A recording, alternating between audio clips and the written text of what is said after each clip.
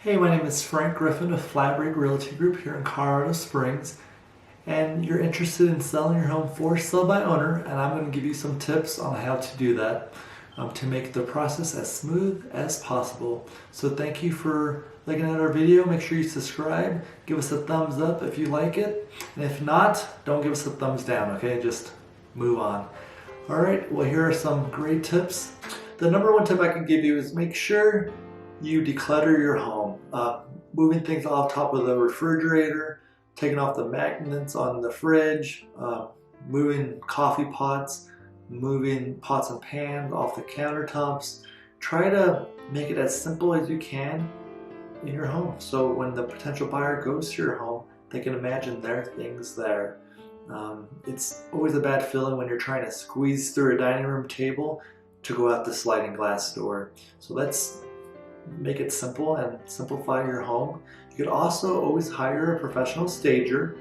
I'll link the link down below. Sometimes stagers take photography for you as well. Some of them do, some of them don't. The range varies, just depends on what you want, but call them, ask their rates, and go from there. So number one tip, declutter your home. Tip number two is making sure you figure out the right pricing for your home. Do not look on Zillow for the right pricing. Zillow is a real estate company, just to let you know, FYI, and they do buy houses. So I would not trust their property analysis for a price estimate. Call a realtor that you may know, everyone knows a realtor, and ask them, hey, could you give me a free price analysis? And I think they'll be more than happy to. If not, call us and we'll do it for free as well. The whole point about pricing your house correctly is to make sure you get the most traffic. If you have no traffic because your house is overpriced, it's going to be hard to sell. So make sure you price it correctly. You don't want to undervalue your property either too much, because then you might not be able to get the highest and best offer. So you want to stick it right in the middle to be able to get the potential best offer and you get traffic. The key is traffic. If you get no traffic, you can't sell the house. Tip number three, so after you get the home decluttered and you figure out the right price for your home, you want to call a professional photographer. A photographer could cost anywhere between $200 to $250 depending on the quality of photos. The reason why you want a professional photography is everyone looks online for their home online on Zillow, Realtor, Homes.com. So that's a big thing. You don't want to be like this photo. They're charging 6% to sell someone's home and they're using a flip phone maybe? I'm not sure. That was a horrible photo. Or this one right here, you can actually see his reflection taking a photo of a house with his cell phone. Who does that and charge their client 6%? So I totally understand where you're coming from, wanting to sell your home for sale by owner, if that's the quality you're getting from these two. So totally get it. So professional photography is number three. It's really the top of the list, but you got to figure out the pricing and declutter before you do the photography. So that's why it's number three. So tip number four, you're done staging your home or decluttering your home. You already have the photographer scheduled or completed already, and you already figured out the pricing. The next tip is making sure you figure out the description. You want to make sure you highlight all the key elements of your home. Is there a shed in the back, granite countertops, school districts, any upgrades you might have done for the property. So that's a big key. Also, two big takeaways I would do if I were you, if I was selling my home for sale by owner. The first sentence, I would write, realtors, please do not call unless you have a buyer. And that's really important. Make sure you write again, realtors, please do not call unless you have a buyer. That'll stop maybe 90% of the telemarketing phone calls asking you to list your home. So if they don't have a buyer, they won't call you usually. And if they're not reading the description, would you really want to use them as your realtor anyways? The next big key thing is adding the cooperating broker fee. Most buyers sign a contract with their agent stating that they'll get paid 3% or a dollar amount. Usually it's 3% here in Colorado.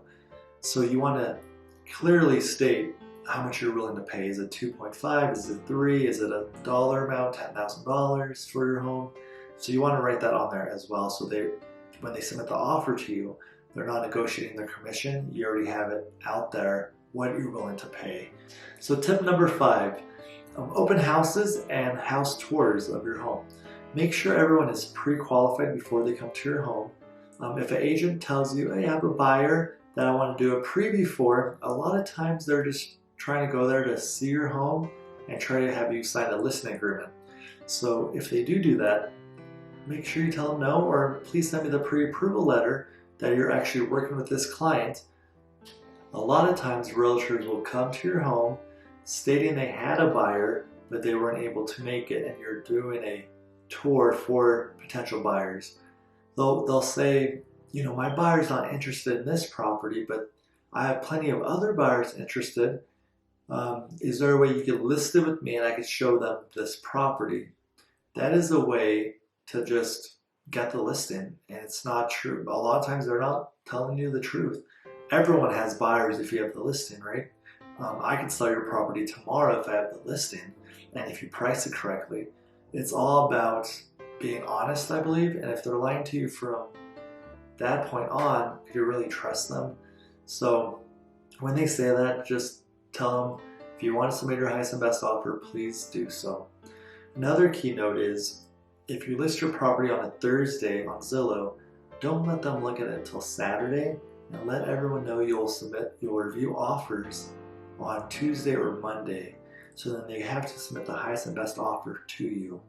A lot of times when for sale by owners are selling their home, I try to go in there right away, submit an offer, or try to get a verbal offer to them right away so I can get my client the best deal.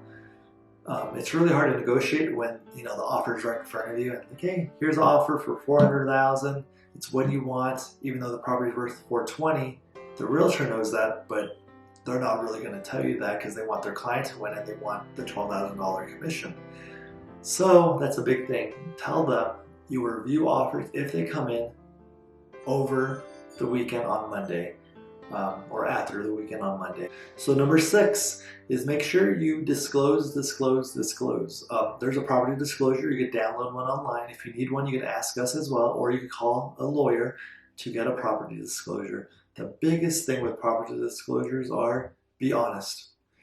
If they find out something later on that it wasn't on there and you knew about it the whole time, they're not really going to trust you anymore, and they're going to wonder, what else are you hiding from them?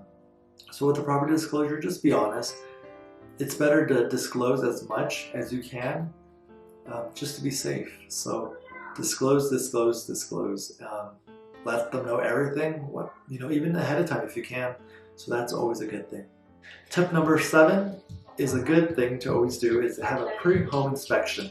A pre-home inspection will check your furnace, roof, windows, plumbing, pretty much everything.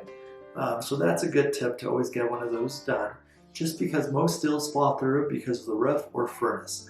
Those are the 2 biggest costs to buyers and to sellers. So if your roof is bad and your furnace is bad, the deal's not going to go through, or they're going to negotiate the price so much lower that it's just better to get it fixed ahead of time. So I recommend always calling a service company to get out there and look at your furnace, and calling a roofer. We'll link 2 good companies down below for the roofer and furnace. There's some companies I don't recommend, so call me before you call some of these companies. Some of them get paid by commission, so that's a big thing. When you're calling companies for HVAC, ask them, do you get paid commission or by the job, or how do you get paid? If they get paid commission, do not use them. Leave right away, because all of a sudden your furnace is broken even though it's not. So do not use someone that gets paid commission. That's a key tip. I have some companies out there that, 3 times in a row they said their furnace was broken. We called a different company and it wasn't broken. So be careful. If they get paid commission, do not use them. So tip number 8, make sure you pick out a title company before your listing goes live on Zillow. There's plenty of title companies out there. We use Land Title Guarantee. They treat us the best. I bet you they'll treat you really good as well. Do your research, call, find out their fees. The reason why you want to do this for is so that when they submit offers to the realtors, they know who to turn the earnest money to and the contract to. So Land Title Guarantee is who we use, so go from there. If you'd like any more information about for sale by owners, please feel free to reach out to us, or any questions.